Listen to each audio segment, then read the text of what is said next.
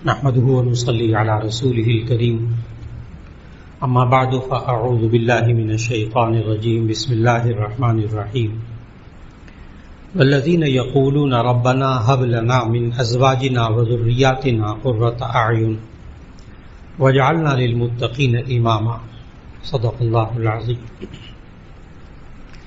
اللہ رب العزت نے ہم سب کو جو دنیا میں بے شمار نعمتیں عطا فرمائی ہیں، ان نعمتوں میں انسان اللہ رب العزت کے احکام کو پیش نظر رکھے تو وہی نعمتیں انسان کے لیے سکون اور خیر و برکت کا ذریعہ بن جاتی ہیں۔ چنانچہ اللہ رب العزت جب انسان کو اولاد کی نعمت دیتا ہے اور گھر بار کی نعمت دیتا ہے تو اس انسان کو ایک دعا سورہ فرقان میں اللہ تعالیٰ نے سکھائی، جو ابھی شروع میں پڑھی، کہ وہ دعا ضرور مانگنی چاہیے۔ ربنا ہب لنا من ازواجنا وذریاتنا قرۃ اعین۔ جب اس کا ترجمہ عرض کروں گا تو ہر ایک کے دل سے آمین نکلے گی۔ ہر ایک گھر کی ضرورت ہے آج۔ جب ضرورت پڑے اس دعا کی تو سورہ فرقان کا بالکل آخری رکوع، اس میں چھوٹی سی دعا موجود ہے۔ میں نے عرض کیا جب اس کا ترجمہ عرض کروں گا تو ہر شخص کے دل سے آمین نکلتی ہے۔ ربنا ہب لنا من ازواجنا وذریاتنا قرۃ اعین۔ اے اللہ ہمیں اپنے گھر والوں سے، اپنی اولاد سے آنکھوں کی ٹھنڈک عطا فرما۔ اور جس شخص کو یہ نعمت نصیب ہو جائے اس کا گھر سکون کا ذریعہ، اس کی زندگی سکون والی بن جاتی ہے۔ لیکن ہم اگر کسی چیز سے ٹھنڈک حاصل کرنا چاہتے ہیں، وہ گھر میں رکھا ہوا ریفریجریٹر ہو یا آپ کے گھروں میں لگے ہوئے ایئر کنڈیشن ہو، تو ہم اس ریفریجریٹر کو اور اس ایئر کنڈیشن کو بنانے والے کے کہنے کے مطابق استعمال کرتے ہیں، پھر اس میں سے ٹھنڈی ہوا آتی ہے۔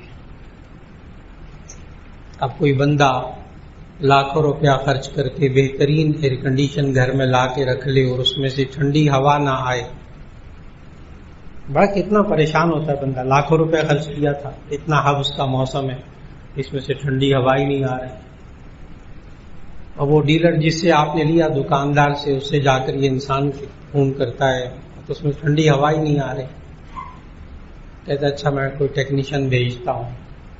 وہ ٹیکنیشین آ کے دیکھتا ہے، اپنا سر پکڑ لیتا ہے، کہتا اللہ کے بندے ایئر کنڈیشن لے کر آ گئے، گھر میں لے آئے، اب اس کا تعلق اس طاقت سے جوڑیں جس طاقت سے تعلق جڑنے کے بعد یہ مشین چلتی ہے اور اسے ٹھنڈی ہوا آتی ہے، یعنی بجلی کی طاقت۔ اس اللہ کے بندے نے ایئر کنڈیشن کا سوئچ ہی نہیں لگایا، اس کے ساتھ پلر ہی نہیں لگایا، ایئر کنڈیشن گھر میں لا کے رکھ لیا۔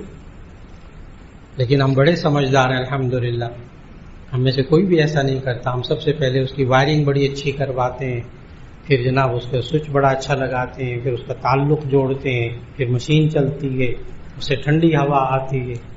ہم چاہتے ہیں ایئر کنڈیشن سے ٹھنڈی ہوا آئے تو ہم ایئر کنڈیشن بنانے والے کے ایک ایک کہنے کے مطابق عمل کرتے ہیں۔ اور پتہ ہے ہم گھروں کے اندر اتنے حساس ہوتے ہیں ایئر کنڈیشن کے بارے میں کہ اگر کوئی بچہ دروازہ کھول دے تو ہم بڑے زور سے ڈانٹتے ہیں اس کو، اللہ کے بندے اے سی چل رہا ہے، دروازہ کھول دیا ہے۔ ہم یہ دروازوں کو، کھڑکیوں کو کیوں بند کرواتے ہیں گھروں کے اندر جب اے سی چل رہا ہو؟ تاکہ باہر کی تپش نہ آ جائے، ایئر کنڈیشن کی ٹھنڈک کم ہو جائے گی۔ اب یہ انسان دعا مانگے، اے اللہ مجھے گھر والوں سے، اولاد سے آنکھوں کی ٹھنڈک عطا فرما، یہ دعا مانگے اور اپنا اور اپنی اولاد اور اپنے گھر والوں کا تعلق اس اللہ کی ذات کے ساتھ نہ جوڑے کہ جس سے تعلق جڑنے کے بعد ٹھنڈک آتی۔ اللہ سے تعلق جوڑنے کے دو طریقے بہت آسان، ایک پابندی سے 5 وقت نماز پڑھنا، ایک قرآن مجید کی تلاوت کرنا، کوئی مشکل کام نہیں۔ یہ انسان اپنا، اپنے گھر والوں کا، اپنے بیوی بچوں کا تعلق اللہ سے جوڑ لے، پھر اس کے بعد دعا بھی مانگ لے، یا اللہ ٹھنڈی ہوا دے دے ان سے۔ دعا ضرور قبول ہوگی. پھر ہم ان بچوں کو پالیں، پرورش کریں، تو بھی اس بچے بنانے والے کے کہنے کے مطابق. باریک باریک بات کو دیکھیے گا. میں نے پھر عرض کیا ہم بڑے حساس ہیں، ہم دروازے بھی بند کروا دیتے ہیں، ایئر کنڈیشن سے ٹھنڈی ہوا لینا چاہتے ہیں، کیوں باہر کی تپش نہ آ جائے. آج ہمیں اپنے گھر والوں سے اور اپنے گھر سے اور بچوں سے آنکھوں کی ٹھنڈک حاصل کرنے کے لیے گھر کے کچھ دروازے بند کرنے پڑیں گے جہاں سے جہنم کی تپش آتی ہے. میں نے بڑے آرام سے چھوٹے چھوٹے جملے کہہ دیے. ہمیں گھر کے دروازے کھڑکیاں کچھ بند کرنی پڑیں گی جہاں سے جہنم کی تپش آتی ہے، اور جہنم کی تپش آتی اللہ کی نافرمانی کرنے سے. اب دعا بھی مانگ رہے ہو اے اللہ گھر والوں سے، اولاد سے آنکھوں کی ٹھنڈک عطا فرما، لیکن وہ جہاں سے تپش آ رہی ہے جہنم کی، اس دروازوں اور کھڑکیوں کو بند نہیں کر رہے. تو ایسی صورت میں ٹھنڈی ہوا، اللہ قادر ہے ٹھنڈی ہوا دے دے. اللہ توفیق دے تو بچوں کی پرورش اللہ اور اس کے رسول صلی اللہ علیہ وسلم کے حکم کے مطابق ہو، جس کا ابتدائی مرحلہ گزشتہ ملاقات میں عرض کیا تھا گزشتہ جمعے میں، کہ جب بچہ پیدا ہو تو اس کے دائیں کان میں اذان اور بائیں کان میں اقامت کہیں. پھر اس کے بعد نبی صلی اللہ علیہ وسلم نے سکھایا کہ جب حضرت حسن حضرت حسین رضی اللہ تعالیٰ عنہما کی پیدائش ہوئی تو حضرت فاطمہ رضی اللہ تعالیٰ عنہ کو سکھایا نبی صلی اللہ علیہ وسلم نے. یہ دونوں حدیث مشکات میں موجود ہیں، حدیث کی کتابوں میں بہت مستند، کہ نبی صلی اللہ علیہ وسلم نے فرمایا کہ 7ویں دن ان کے بال منڈواؤ، جس کو ہم جھنڈ اتارنا کہتے ہیں. 7ویں دن ان کے بال کٹواؤ. اور پھر حضرت فاطمہ رضی اللہ تعالیٰ عنہ کو فرمایا اپنی بیٹی کو کہ ان کے بالوں کے وزن کے برابر چاندی خیرات کر دیں. اور پھر اس کے بعد 7ویں دن ان کا اچھا سا نام رکھے اور پھر ان کا عقیقہ کر دیں. عقیقہ کرنا سنت غیر مؤکدہ، کر لیں ثواب، نہ استطاعت ہو نہ کریں گناہ نہیں. تو سمجھایا کہ بالوں کو اتروا کر چاندی کے وزن کے برابر خیرات کریں. اور آج کل ڈاکٹر حضرات بتاتے ہیں کہ تجربہ بھی آپ حضرات کو کہ بچے کے نوزائیدہ بچے کے جتنے مرضی لمبے بال ہوں، زیادہ بال ہوں، گھنے بال ہوں، وہ 5-6 اونس یعنی 6-7 گرام سے زیادہ نہیں ہوتے. تو آج کل چاندی جو ہے وہ 2500 روپے کے قریب، 2500 کے قریب 10 گرام ہے. تو اس کا مطلب یہ ہوا کہ 1200-1300 روپیہ بہت زیادہ ہوا، 2000 بن جائے گا. 2000 روپے صدقہ کرنا. اور پھر اس کے بعد نبی صلی اللہ علیہ وسلم نے فرمایا کہ جب بچہ پیدا ہو تو اس کے بال اتروائے جائیں اور بالوں کے وزن کے برابر چاندی خیرات کی جائے. اور پھر نبی صلی اللہ علیہ وسلم نے حضرت حسن حضرت حسین رضی اللہ تعالیٰ عنہما کے سر پر زعفران لگوایا. زعفران لگوایا اس لیے کہ یہود اور نصارہ دونوں کے ہاں یہ رواج تھا کہ وہ اس دور میں بھی عقیقہ ہوتا تھا. یہود بھی عقیقہ کرتے تھے. گزشتہ آسمانی کتابوں میں عقیقہ پہلے سے موجود تھا. وہ عقیقہ کر کے جو جانور کا خون ہوتا تھا نا، وہی نوزائیدہ بچے کے سر پہ لگا دیتے تھے. ظاہر ہے ناپاک خون، گندا خون. نبی صلی اللہ علیہ وسلم منع کیا، یہ تو نجاست ہے، ناپاک ہے، ناپاکی تو نہ ملے بچے کے سر پہ، منع کر دیا. اور فرمایا کہ یہ زعفران گھول کر لگائیے.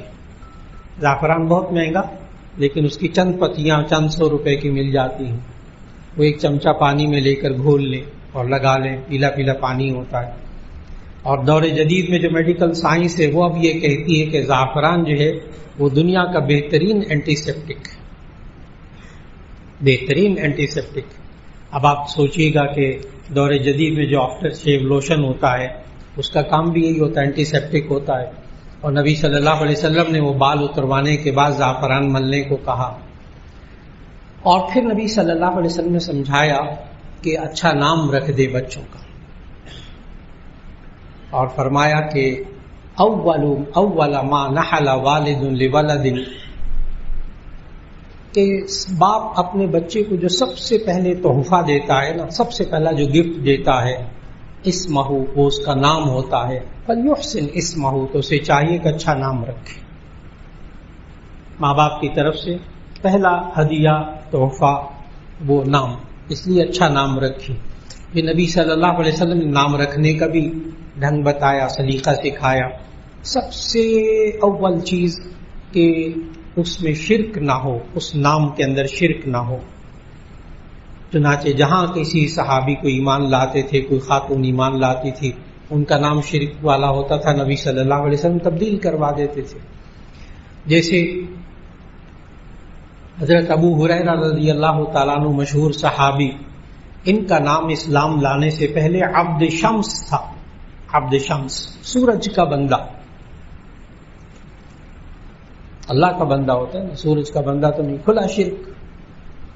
عبد شمس ان کا نام تھا، نبی صلی اللہ علیہ وسلم نے نام بدلا، سورج کا بندہ نہیں ہوتا۔ کہیں آپ کے ذہنوں میں یہ نہ آ جائے کہ بعض لوگوں کا نام شمس ہوتا ہے تو وہ اور نام ہوتا ہے، وہ ہوتا ہے شمس الحق، حق کا سورج، وہ ٹھیک۔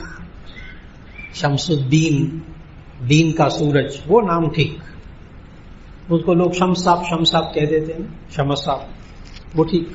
لیکن عبد شمس، سورج کا بندہ، یہ شرکیہ نام۔ تو حضرت ابو ہریرہ رضی اللہ تعالیٰ عنہ کے شرکیہ نام تھا، نبی صلی اللہ علیہ وسلم اس کو تبدیل کروا دیا اور عبد الرحمن رکھا، حضرت ابو ہریرہ رضی اللہ تعالیٰ عنہ کا نام۔ اس طرح اور صحابہ کے بھی بعض شرکیہ نام تھے، تبدیل کروائے۔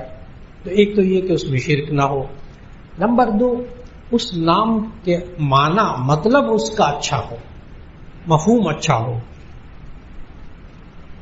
جن ناموں کا مطلب اچھا نہیں ہوتا تھا ان ناموں کو بھی نبی صلی اللہ علیہ وسلم نے بدلوایا۔ جیسے ایک صحابی نے اسلام قبول کیا تو ان کا نام تھا مرہ، مرہ کا معنی ہوتا ہے کڑوا۔ نبی صلی اللہ علیہ وسلم نے فرمایا مومن کڑوا نہیں ہوتا، تو اس کا نام بدلوا دیا۔ ایک خاتون تھی، انہوں نے اسلام قبول کیا، ان کا نام تھا عاصیہ، عین الف صاد یہ ہے، عاصیہ ایک آسیہ ہوتا ہے، الف سین یہ ہے، وہ ٹھیک ہے، آرزو رکھنے والی، امید رکھنے والی، وہ ٹھیک ہے، الف سین یہ ہے، وہ ٹھیک ہے۔ عین الف صاد یہ ہے، اس کا معنی نافرمان عورت۔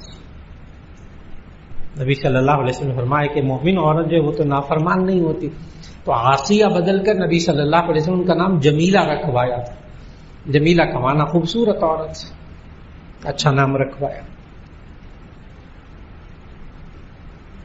دو باتیں ہو گئی، ایک اس میں شرکیہ نام نہ ہو اور دوسرا یہ کہ اس کا مطلب اچھا ہو۔ اگر بالفرض مطلب 2 3 4 5 6 ایک نام کے مطلب ہوں، آپ نے ڈکشنری اٹھا کے دیکھی اور اس میں ایک مطلب بھی اگر اس کا اچھا ہونا تو آپ وہ نام رکھ سکتے، 5 6 7 8 مطلب اس کے لکھے ہوئے ڈکشنری میں۔ اس کی میں مثال دوں گا کہ نبی صلی اللہ علیہ وسلم کے داماد، اوپر تلے 2 بیٹیوں کے داماد حضرت عثمان غنی رضی اللہ تعالیٰ عنہ۔ اب عثمان کا مطلب اگر آپ ڈکشنری میں دیکھیں گے تو اس کے 8 مطلب لکھے ہیں اور اس میں سے ایک مطلب اچھا ہے، باقی میں بتاؤں تو کوئی نام ہی نہ رکھے۔ عثمان کا مطلب بڑا عجیب، اژدہے کا بچہ، سانپ کا بچہ، یہ عثمان کا ترجمہ ہے، لیکن جو اس کا اچھا مطلب ہے وہ ہے خوبصورت قلم، خوبصورت پین، خوبصورت قلم۔ تو نبی صلی اللہ علیہ وسلم نے یہ نام نہیں بدلا۔ ایک نام کا مطلب بھی کئی مطالب میں سے، کئی معانی میں سے ایک معنی بھی اچھا ہو، وہ نام رکھا جا سکتا ہے، کوئی حرج نہیں۔ تیسری چیز نبی صلی اللہ علیہ وسلم نے سمجھائی کہ وہ غیر مسلموں کا نام نہ ہو، غیر مسلم اس سے نہ پہچانے جاتے،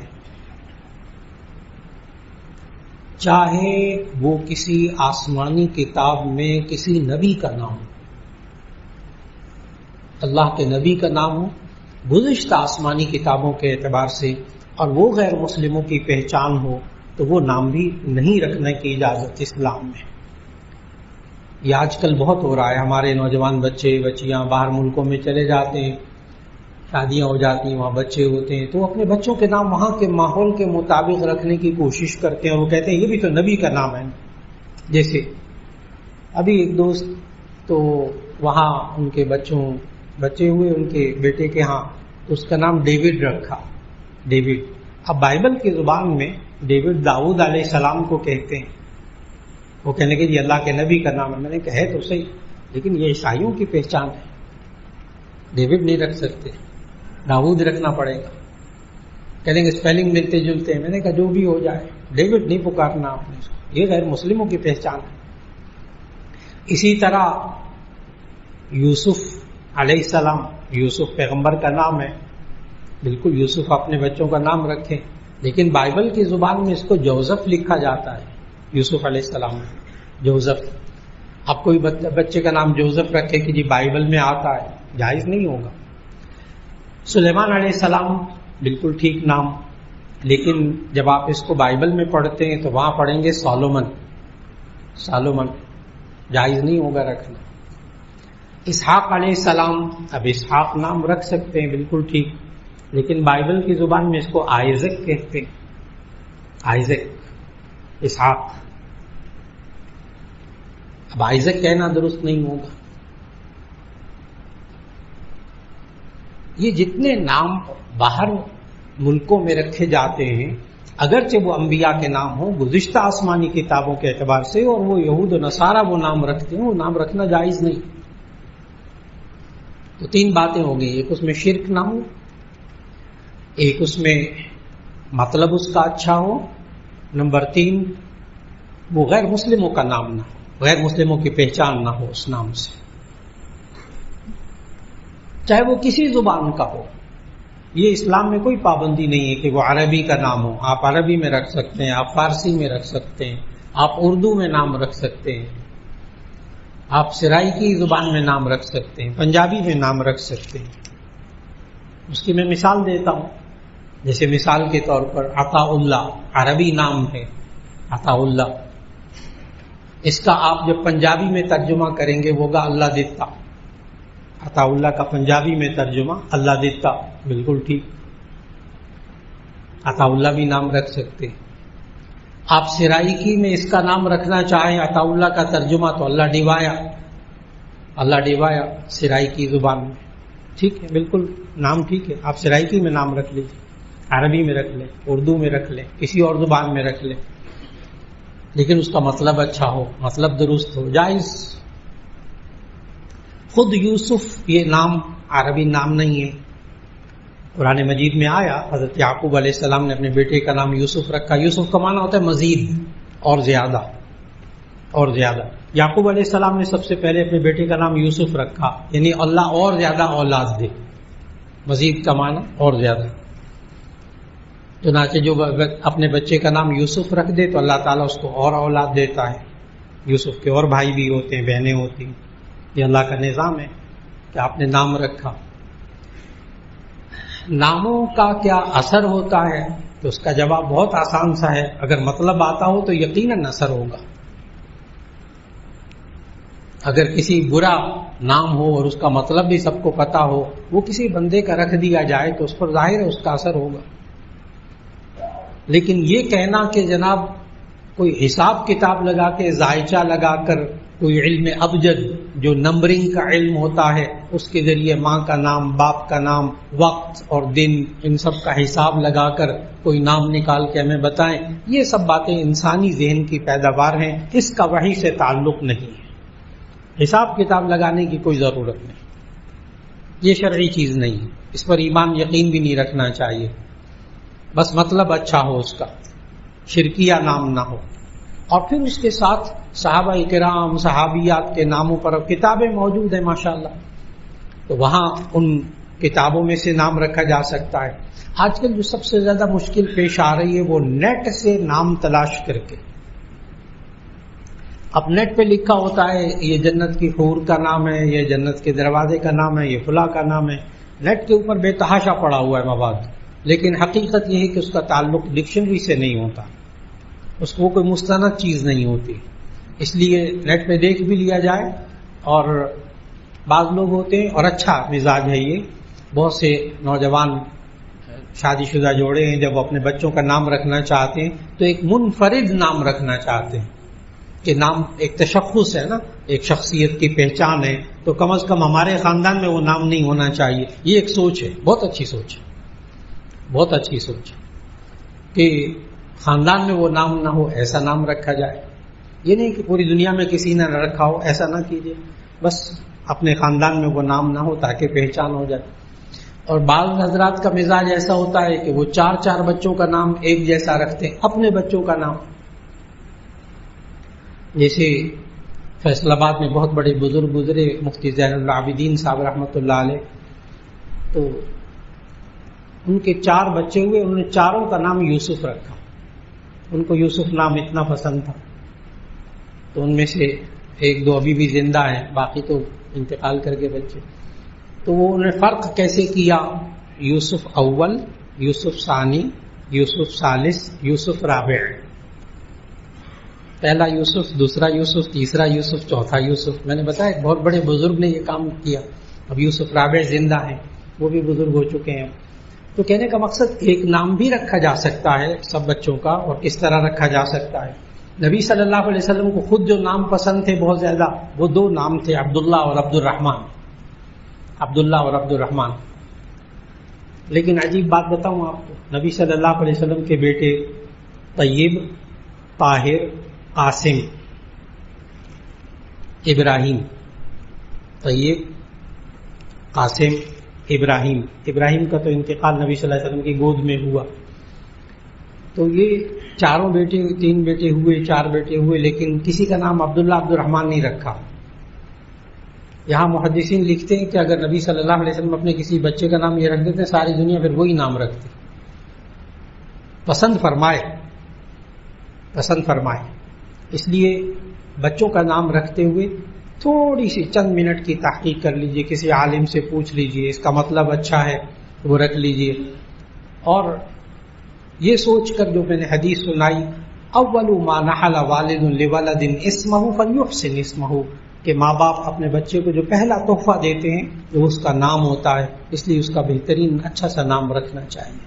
اللہ رب العزت ہم سیرت طیبہ کا مطالعہ اسی طرح قدم بقدم عمر کے حساب سے کس طرح بچوں کی پرورش کن اصولوں کے ساتھ نبی صلی اللہ علیہ وسلم نے سکھائی، تاکہ اللہ سب کے بچوں کو آنکھوں کی ٹھنڈک بنائے. وآخر دعوانا ان الحمد للہ رب العالمین.